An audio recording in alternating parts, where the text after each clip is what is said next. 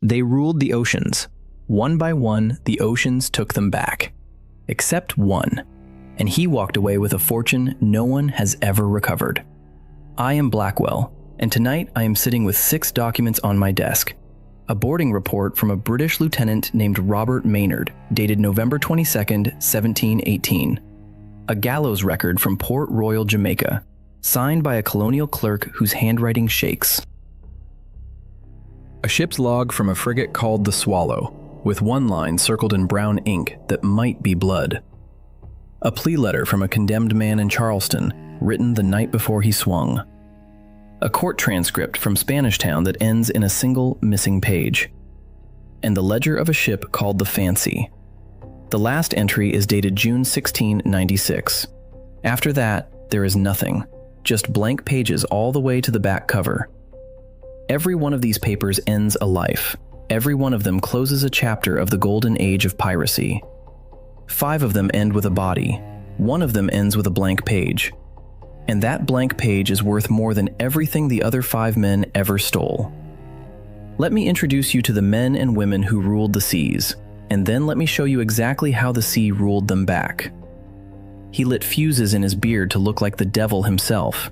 His real name was Edward Teach, or maybe it was Edward Thatch, the records disagree. He was born in Bristol around 1680.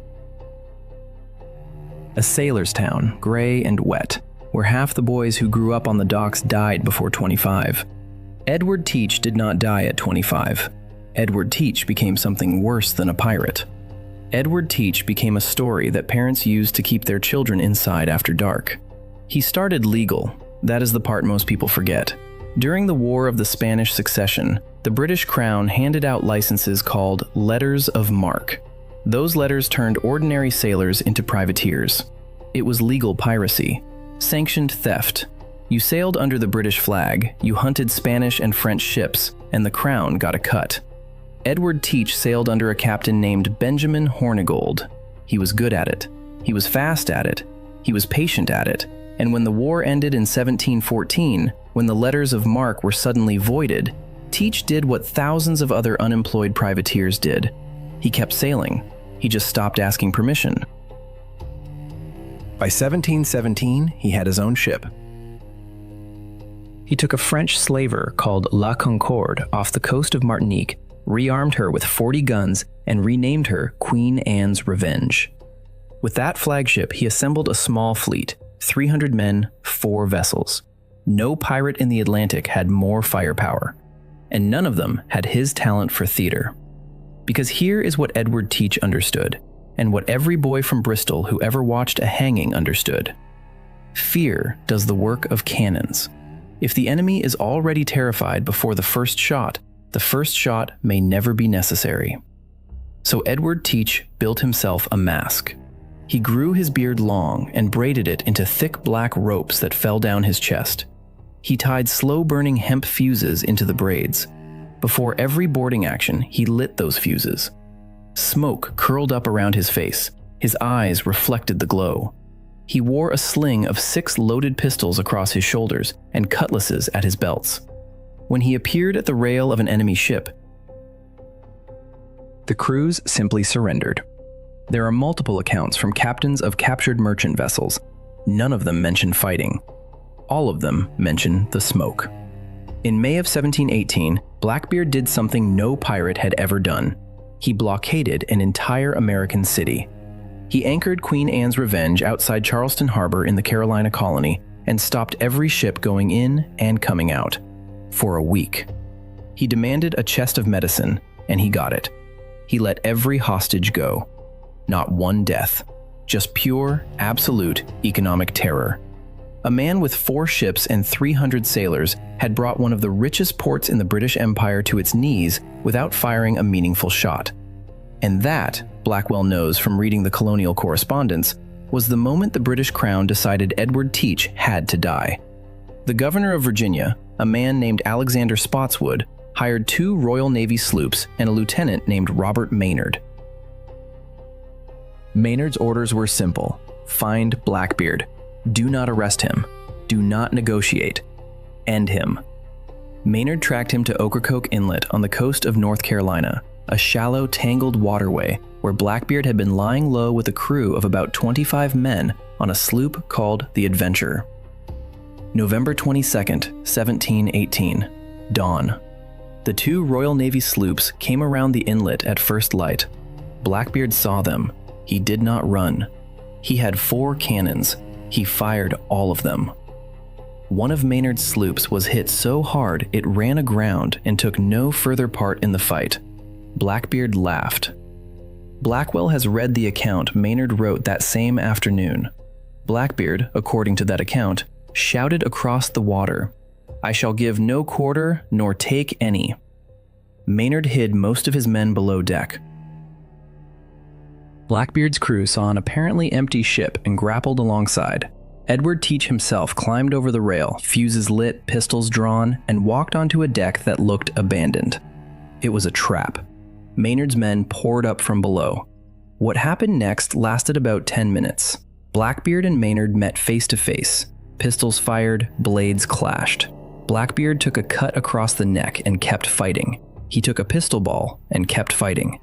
By the time he finally fell, the coroner later counted 5 gunshots and 20 blade wounds. He had kept swinging until his body simply refused to obey him anymore. Maynard cut off the head. That is not folklore. That is in the official report.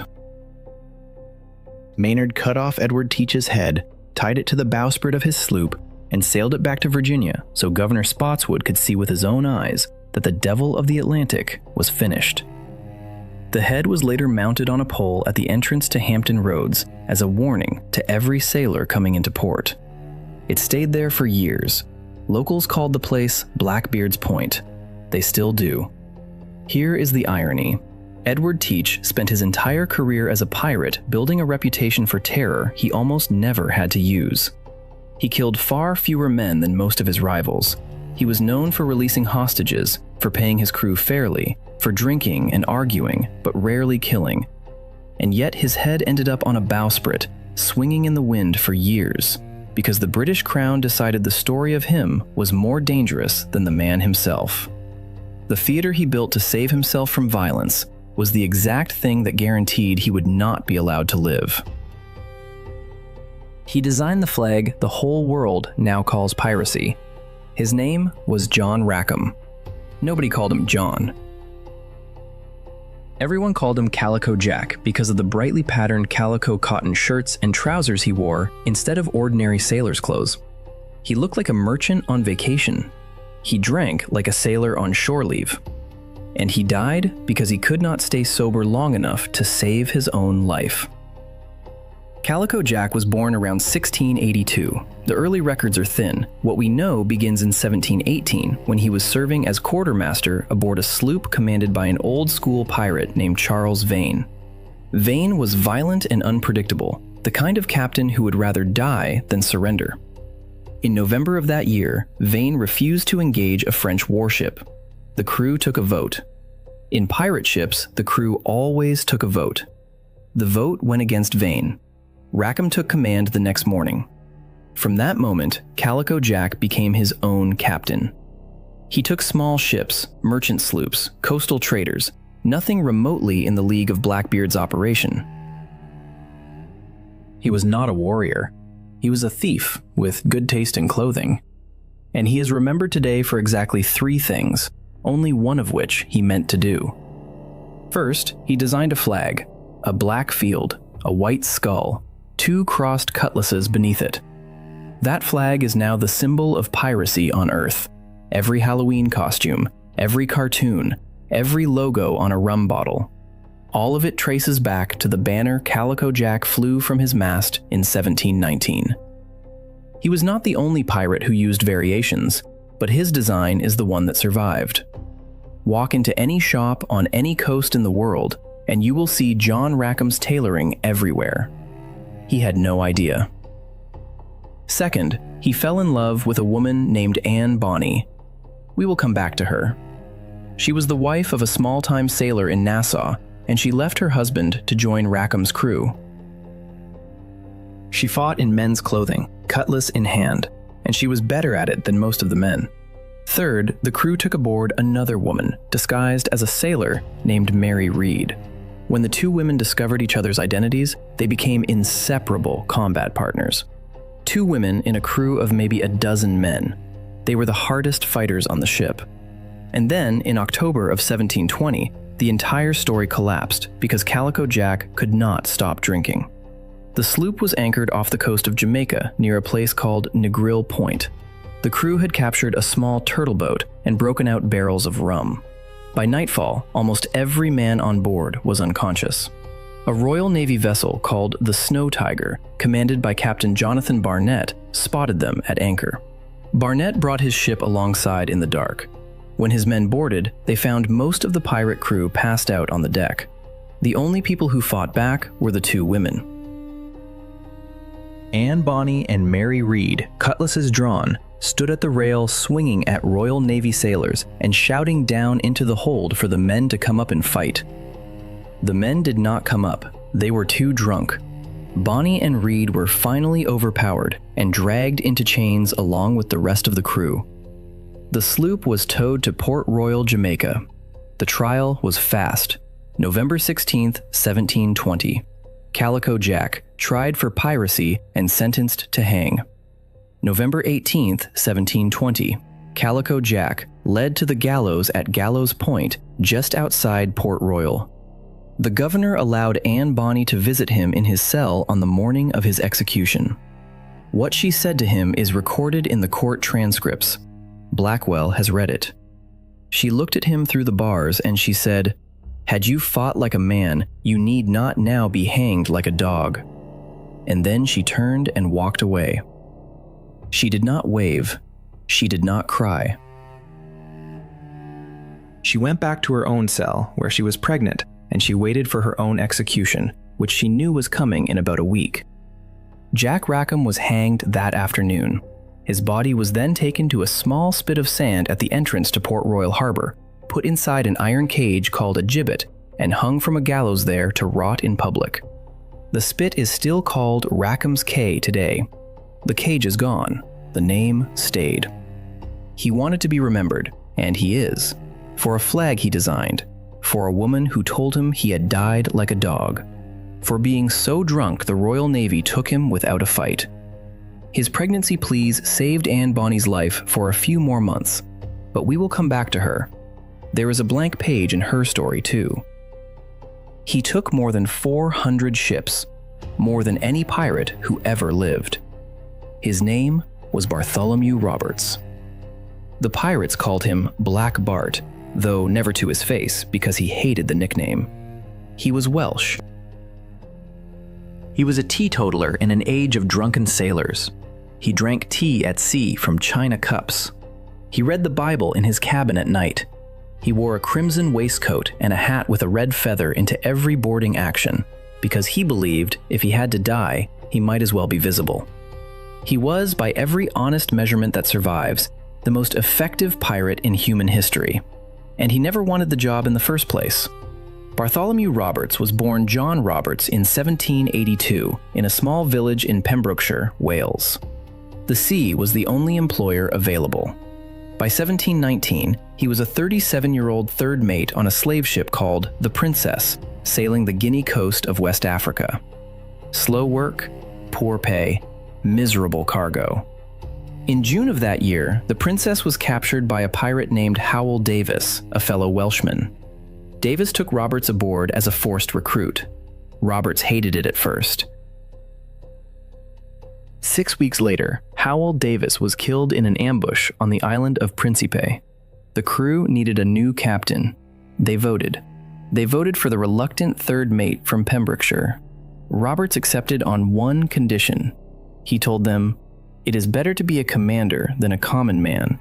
Since I have dipped my hands in muddy water and must be a pirate, it is better to be a commander."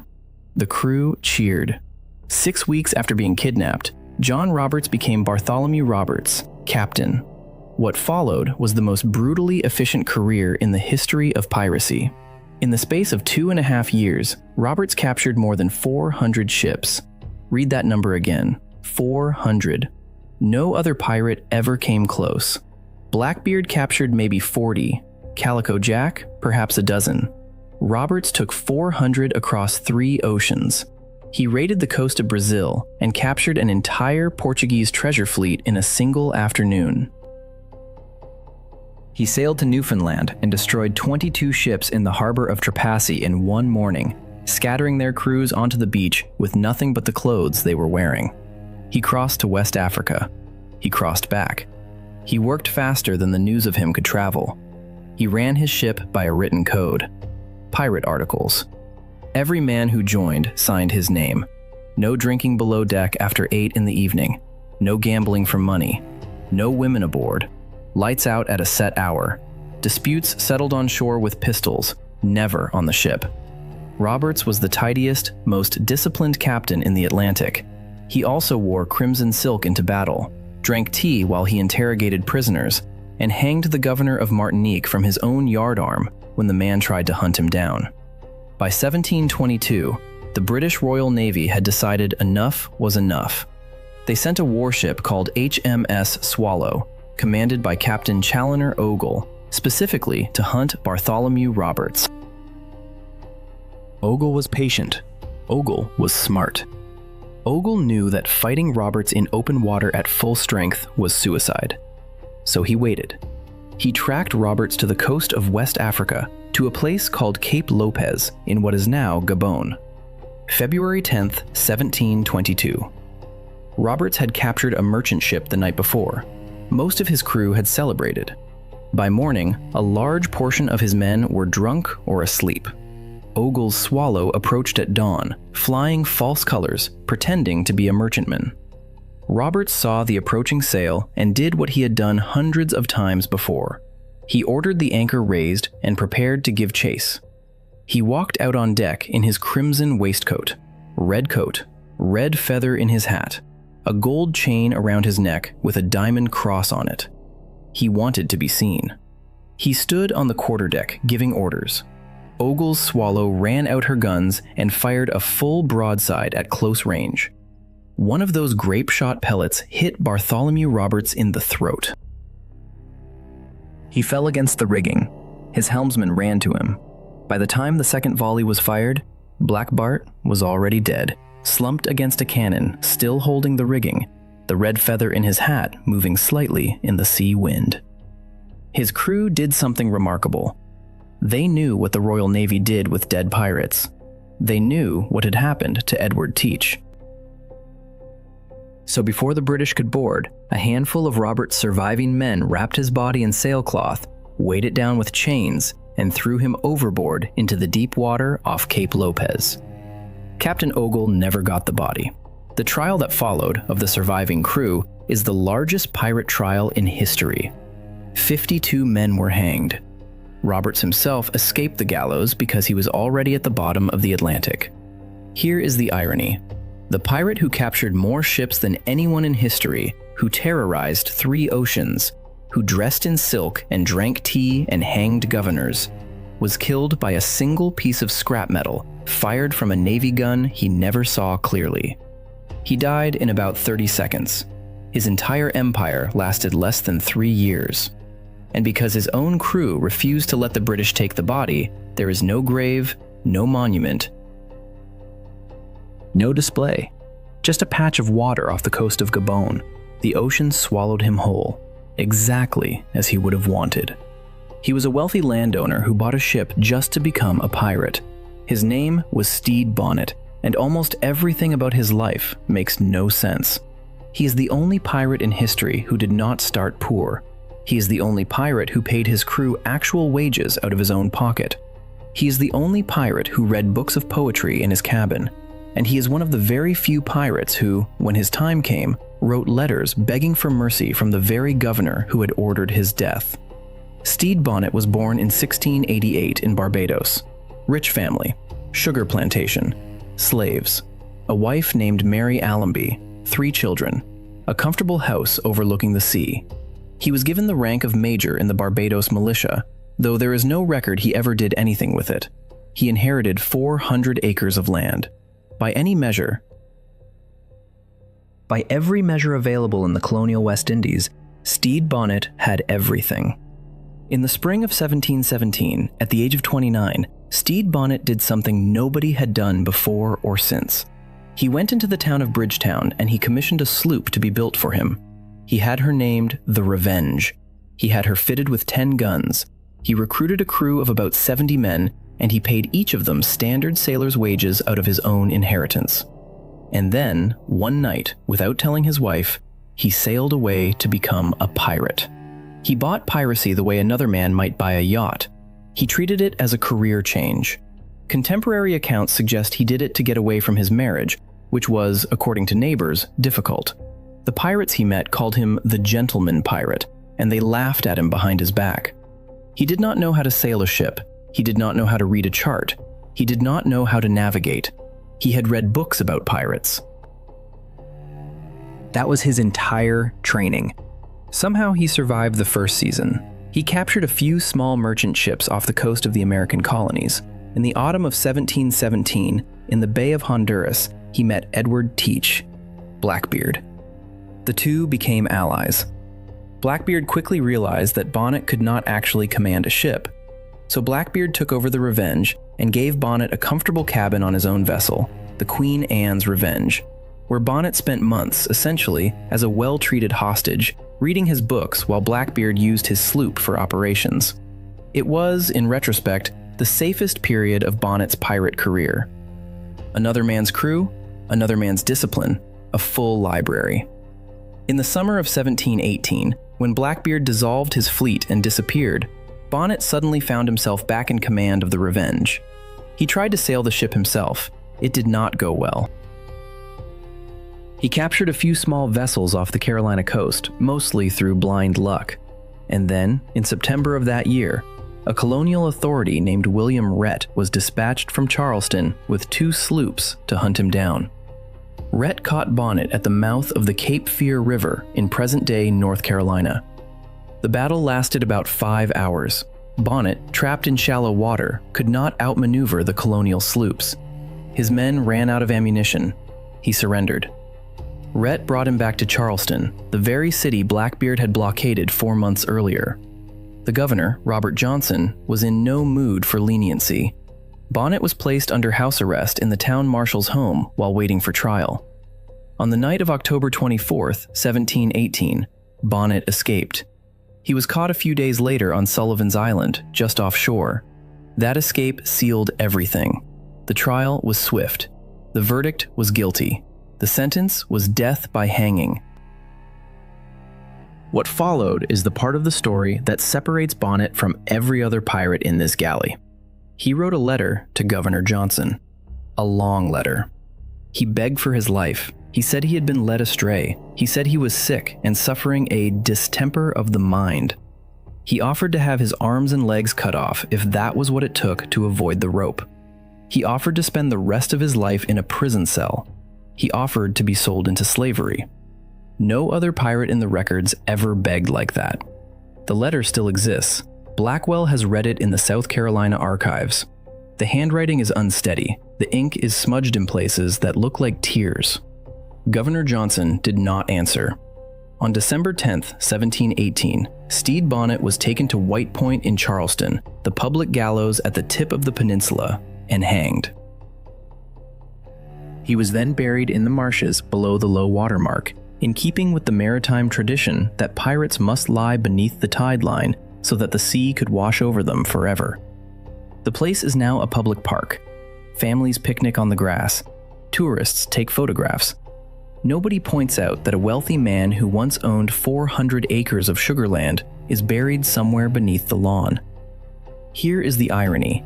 Stede Bonnet wanted to escape an ordinary life, and he succeeded so completely that he cannot be forgotten. But the man who wrote those letters begging for his limbs to be cut off, that was not a pirate. That was a frightened plantation owner who had read too many books and understood too late that the sea does not care how much you paid for your ship. Her name vanishes from every record after 1721. Her name was Anne Bonny. She was born in Ireland around 1697, the illegitimate daughter of a lawyer named William Cormac and one of his household maids. When the affair was discovered, the lawyer dressed Anne in boy's clothing and tried to pass her off publicly as a male apprentice. When that failed, the family took the Atlantic route and sailed for the Carolina colony. By the time she was 12, Anne Cormack was a plantation heiress in waiting. By the time she was 16, she had married a penniless sailor named James Bonny against her father's wishes, and her father had disowned her. James Bonny took his new wife to the Bahamas, to Nassau, which in 1718 was not a colony, but a republic of pirates. No government, no law. Ships full of gold anchored in the harbor. Taverns on every street. Anne Bonny walked off the gangplank into the loudest free port in the world, and she fit in immediately. Her husband did not. James Bonny, desperate for money, became an informant for the colonial governor, selling the names of local pirates in exchange for small rewards. Anne was disgusted. She left him. She met John Rackham, Calico Jack. In the taverns of Nassau, within weeks she was on his ship, in men's clothing, cutlass at her hip. When Rackham's crew discovered she was a woman, they accepted her because she fought harder than most of them. Somewhere during the winter of 1719, the crew took aboard another sailor who turned out to be Mary Read, also a woman, also in disguise, also a combat veteran. 2 women on one pirate ship, in a crew of about a dozen men. They became partners in combat. Some accounts suggest they were lovers. Others suggest they were simply the only 2 people on the ship who trusted each other completely. The records do not settle the question. When Captain Jonathan Barnett's Royal Navy sloop caught Rackham's crew asleep and drunk off Negril Point in October of 1720, it was Anne Bonny and Mary Read who ran to the deck to fight. It was they who shouted down into the hold for the men to come up. It was they who were still swinging cutlasses when the boarding party overwhelmed them. Every other pirate on the ship was essentially unconscious. The 2 women fought alone until there was nothing left to swing. The trial at Spanish Town, Jamaica in November of 1720 was the kind of spectacle the colonial governor had been waiting for. 2 women pirates. Men and women in the galleries came to watch. Both were found guilty. Both were sentenced to hang. Both stood up separately and told the court they were pregnant. A medical examination confirmed both claims. Under English colonial law, an unborn child could not be punished for the mother's crime. Both sentences were stayed until delivery. Mary Read never made it out of Spanish Town prison. She died in April of 1721, officially of fever, possibly during childbirth. The records are unclear. Her body was buried in the prison cemetery at St. Catherine. A line entry in the burial ledger, nothing more. And now we come to the blank page. Anne Bonny, pregnant, was held in Spanish Town prison waiting for her delivery and her subsequent execution. The trial record exists. The conviction record exists. The pregnancy record exists. And then, after early 1721, nothing. No execution record, no burial record, no death record, no release record, no transfer to another prison. The name Anne Bonny simply stops appearing in the documents of the British colonial administration of Jamaica.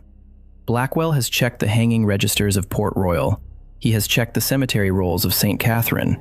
He has checked the ship manifests leaving Kingston in 1721 and 1722.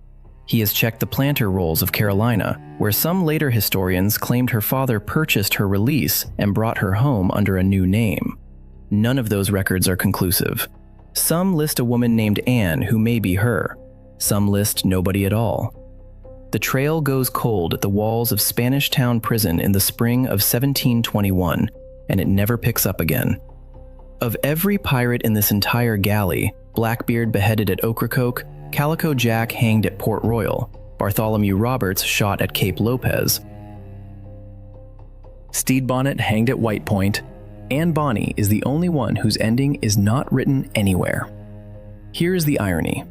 The woman who walked into Nassau in men's clothes, who fought Royal Navy sailors while the men on her ship were passed out drunk, who told her hanged lover he had died like a dog, she is the only pirate in this list who the ocean did not take back. She is the only name without a death. The sea keeps what it takes. It did not take her. And that is almost more haunting than any hanging. He vanished with the equivalent of $95 million. His name was Henry Every, or Henry Avery. The spelling changes depending on which government's wanted poster you are reading. He was born in England around 1659 in Devon, and he served for many years in the Royal Navy as a midshipman and later as a mate on merchant and privateering expeditions. He was, by all accounts, a good sailor, quiet, competent, forgettable. And then, in 1794, everything changed. Every was serving as first mate aboard a ship called the Charles II, anchored in the harbor of La Coruña in northern Spain. The ship was part of an expedition meant to raid French colonies in the West Indies. The expedition had stalled for months. The sailors had not been paid. The officers drank wine. The crew drank salt water. On the night of May 7th, 1694, Henry Every led a mutiny. The captain, drunk, was locked in his cabin. The ship was renamed the Fancy, and Every became her captain. He sailed for the Indian Ocean. This was not a normal pirate decision. Most Atlantic pirates stayed in the Atlantic, but Every had done his research. He knew that once a year, a convoy of Mughal Indian treasure ships sailed between Surat and Mecca, carrying the pilgrimage wealth of the richest empire on earth. If a pirate could catch that convoy, the pirate would be rich beyond any calculation. Every spent a full year sailing around Africa, through Madagascar, into the Red Sea, waiting. In September of 1695, the Fancy intercepted the convoy off the coast of India near the Laccadive Islands. The largest ship in the convoy was called the Ganj-e-Sawai. She belonged personally to the Mughal Emperor Aurangzeb. She carried between 200,000 and 600,000 pounds sterling in gold, silver, and jewels, depending on which contemporary account you believe. She carried dozens of pilgrims returning from Mecca, including, according to the Mughal records, a relative of the emperor himself. She was armed with 40 guns, larger than the Fancy's 46. She should have fought off the pirate, but her main cannon exploded during the first exchange of fire, killing her own gun crew. Every pressed in. The battle lasted hours. When it ended, the Ganj-e-Sawai was his. What happened on that ship in the days after is the part historians will not put polite language around. Every's crew tortured and raped their way through the passengers looking for hidden jewelry. Women threw themselves into the sea to avoid capture. It was, in every measurable way, one of the worst atrocities of the entire pirate era. The haul, according to the ship's ledgers later seized from Every's crew in Ireland, was approximately 600,000 pounds sterling. That figure, adjusted to modern value, depending on which index you use, lands somewhere between 90 and 95 million US dollars. Every man on the Fancy walked away with the equivalent of a modern lottery jackpot. Emperor Aurangzeb exploded. He threatened to expel every English merchant from India. The East India Company, which made its fortune on Mughal trade, panicked. The English crown, which depended on East India Company taxes, panicked harder. King William III personally issued a bounty on Henry Every. It was the first global manhunt in recorded history. Wanted posters were printed in English, Dutch, French, and Portuguese. Ships from 4 navies searched every port from Madagascar to Newfoundland. A reward of £500, a fortune at the time, was offered for any information leading to his capture, and nothing happened.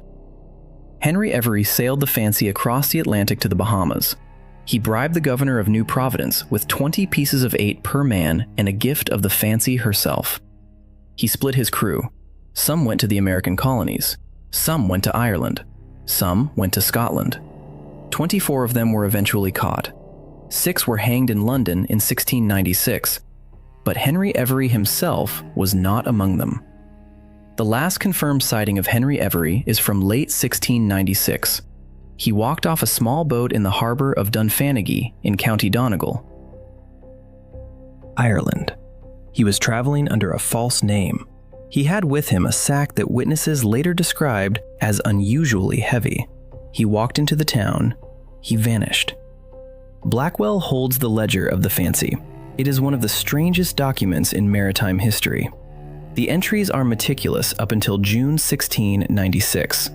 Names of crew, shares of gold, payments to the governor of the Bahamas, a list of ports, and then, mid-sentence, on a page that begins recording a transaction for something described only as __, quote, _for__. The handwriting simply stops. The next page is blank. The page after that is blank. Every page in the book, all the way to the back cover, is blank. Somebody kept that book and title, and that some lord of the 18th century, somewhere in the Highlands, was in fact the most wanted pirate in history. Eating dinner off silver plates purchased with Mughal blood. None of these stories are verifiable. All of them are possible. The evidence consists entirely of negatives. There is no death record. There is no grave. There is no confession. There is no arrest. There are only the blank pages of the ledger. Henry Every is the only pirate in this galley who achieved the one thing every other pirate in history wanted. He got away. He stole more money than any of them. He killed fewer people than most of them, apart from the atrocities on the Ganj-e-Sawai, which were, to be clear, unforgivable. And then he vanished with the gold. The first global manhunt in history never caught him. 4 navies, every port in the English-speaking world, a king's personal bounty, none of it worked.